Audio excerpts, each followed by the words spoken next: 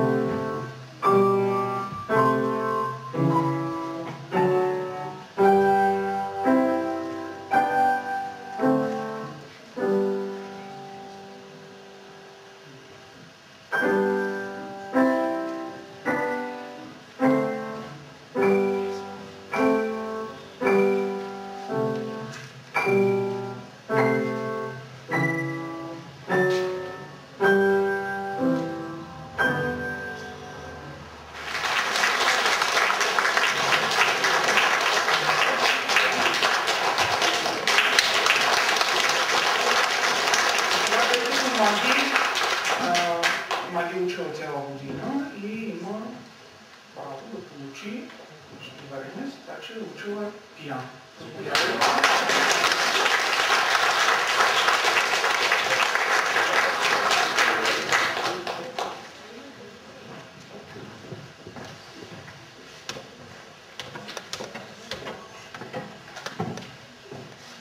Друг ученик от школата на читалището е Христо Гергов, който на есен ще бъде 4-ти клас. Той свири вече втора учебна година на пиано и мисля, че се справя доста добре. Сега ще видите. Христо.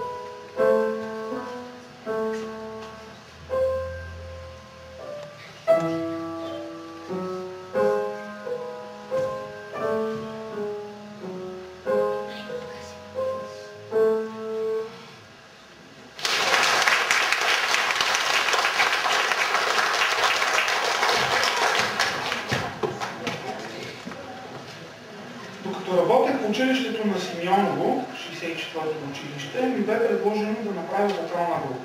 Нямах опит в такава дейност, с изключение на уроците по постановка на глас по време на следването. Но започнах да работя с желание, постоянство и много любов към децата и така за 4 години изградих вокална група с много солисти. Това се оказа също един начин, по който да приобщи учениците си към голямото изкуство. Преживяванията, съпътстващи изявите на вокалната група и нейните солисти, оставиха незаличими следи в мен. Дълго време след като напуснах Симеоново, групата ми липсваше и аз търсех талантливи деца, за да сформирам пак група. Изминалата учебна година беше много благодатна в това отношение. Изведнъж доста деца се развиха. Някои по-бързо, други по-бавно. Сега ще видите и ще чуете децата от вокалната група при ЛДЗ 66 Елица Панчарева. Деца, заповядайте!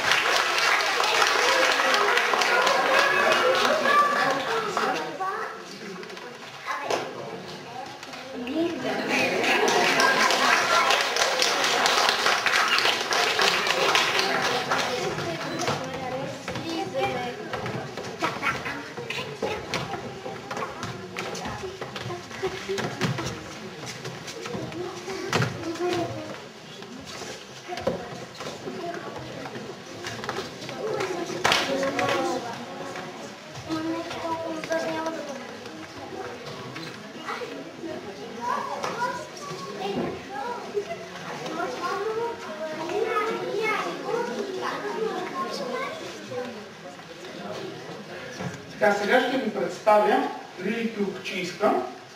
Тя е ученичка в Националната гимназия за древни езици и култури или класическата гимназия. Е едно от най-елитните училища в България. Въпреки заетостта си, а там, повярвайте, наистина се учи зверски, Лили намира време, за да се подготви качествено за уроците си по пиано, с които се занимава вече трета година. Тя е много старателна и това, което ще чуете, наистина заслужава вашите аплодисменти.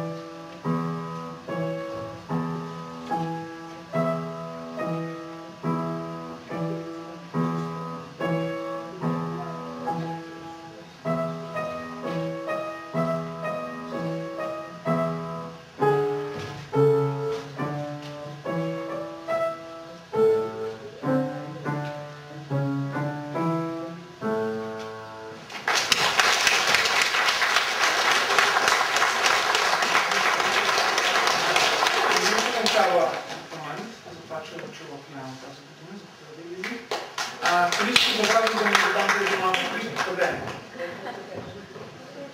Христо да дойде. Службо, за което моля да бъде извинен. Заповядай.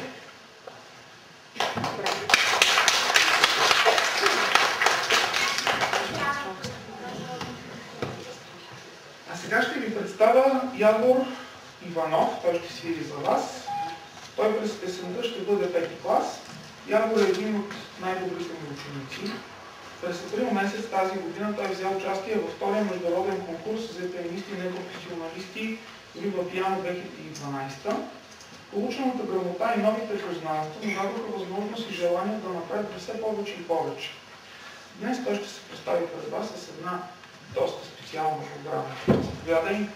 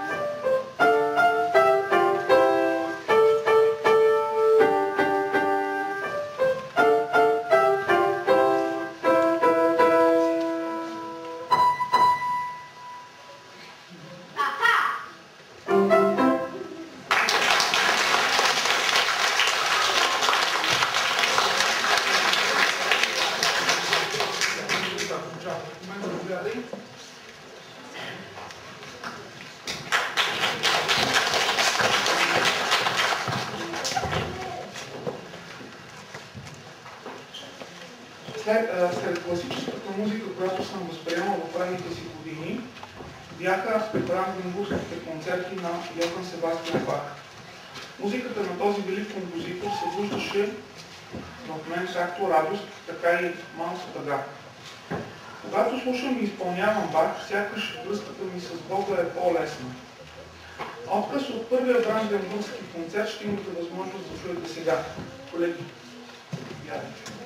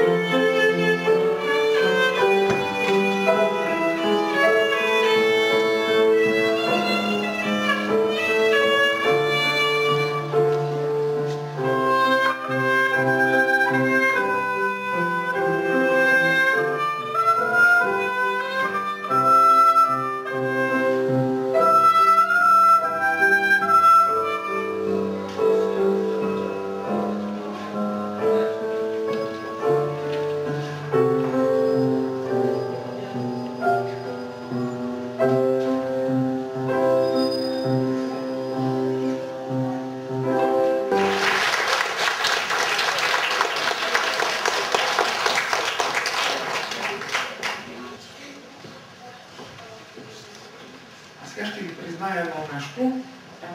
Когато за първи път трябваше да свирим с братовчет ми на 4 ръце на един концерт, той си щупи ръката. И аз трябваше да свиря с едно момиче. Много зле се чувствах тогава. Надявам се, че Христо и Явор няма да се чувстват толкова зле сега. Дори напротив, и те ще ви изпълнят сега две пиеси за 4 ръце.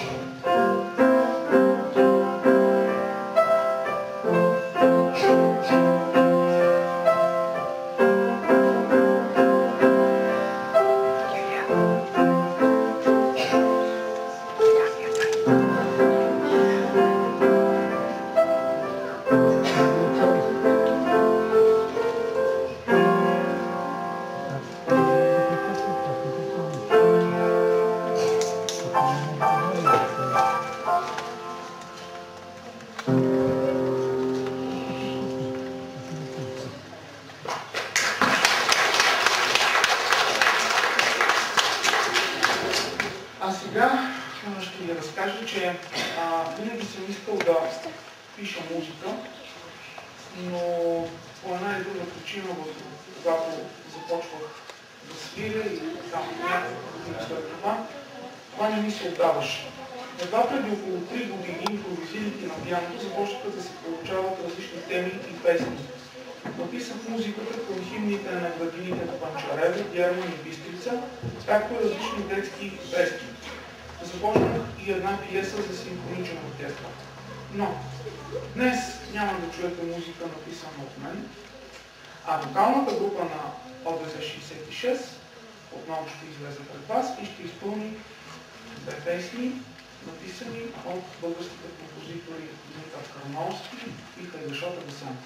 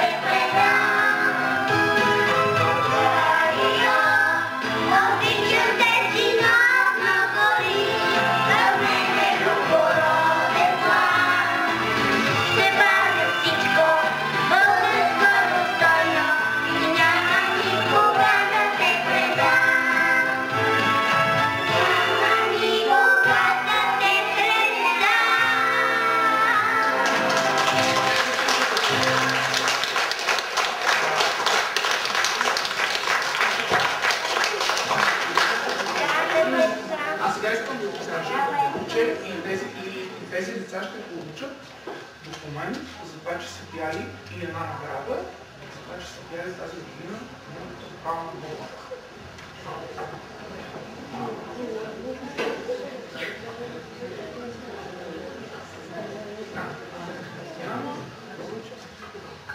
Ана Мария.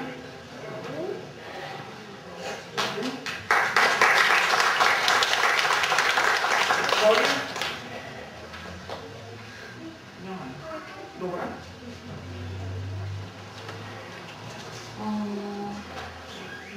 Елена. Елина.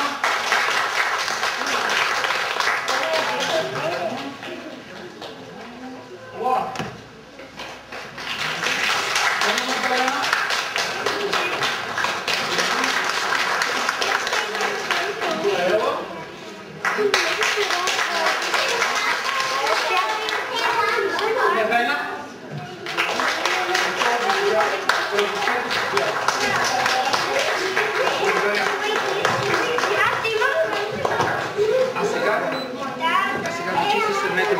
Седнете при мама и изчакайте.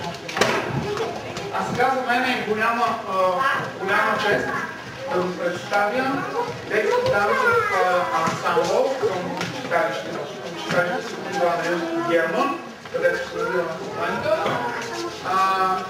Те са с ръководител Надежда Колева, репетитор Иван Тренчев и репетитор Войчо Минчев.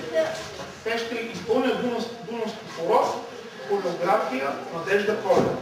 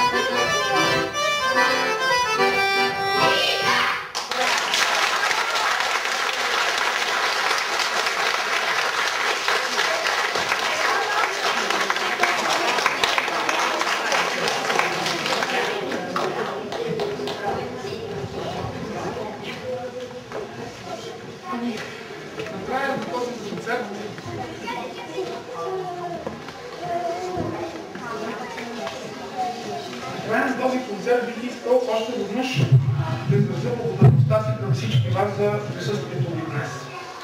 Благодарности и към семейството ми за откриването на таланта ми и прекрасните условия за развиването му.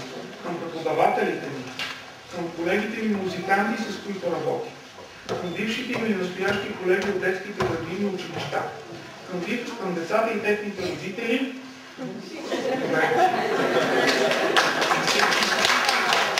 към децата и техните родители за тяхната всеотдайност и обич. Специално благодаря на колегите си от читалище Свети Иван Рилски за идеята и съдействието при осъществяването на този концерт.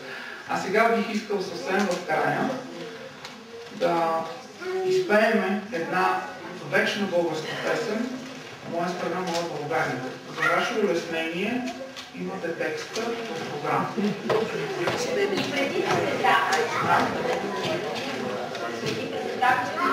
Както вие поздравихте читалището Свети Иван Рилски, така и той иска да посетя един поздравителен адрес към вас, към вашата работа и да покажете за свидетелство уважението и любовта си към един прекрасен преподавател, лично от децата.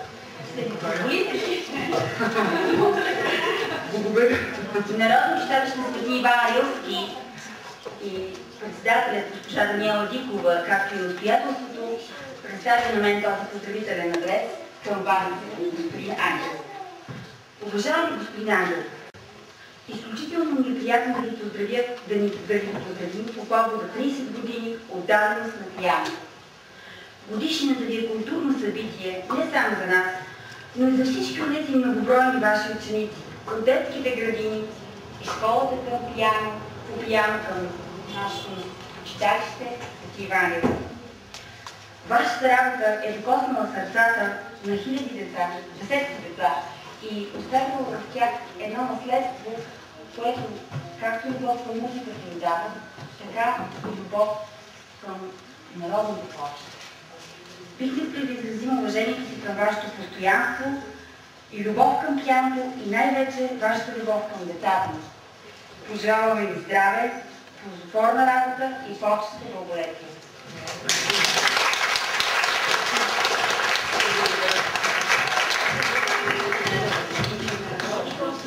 Взела такова да му си. Няма. Оливър ще го пееш и ще го свириш и то да расте огромно нощта. Благодаря. Благодаря.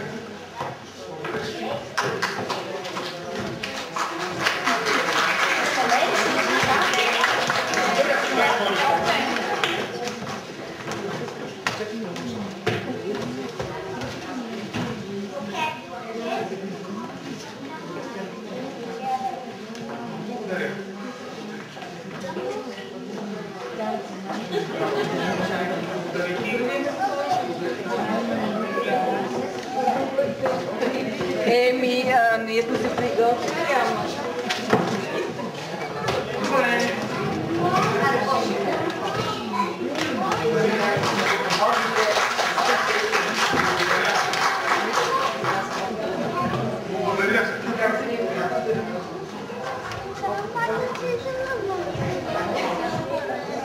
Благодаря.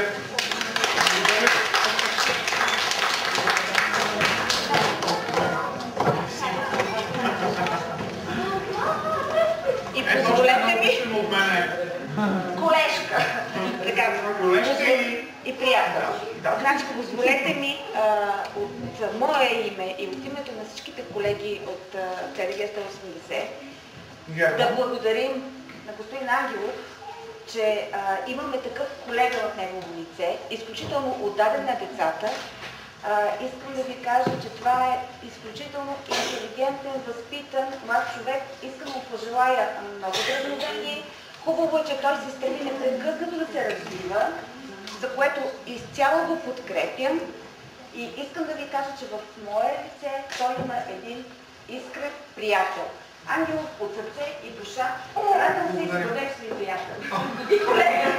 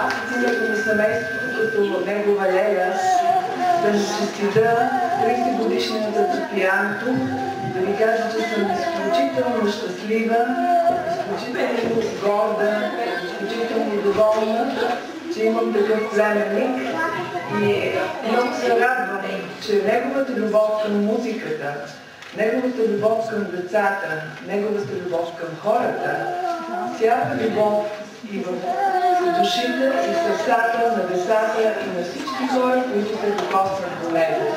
Защото той е една изключително чувствителна, музикална и любвеобилна душа.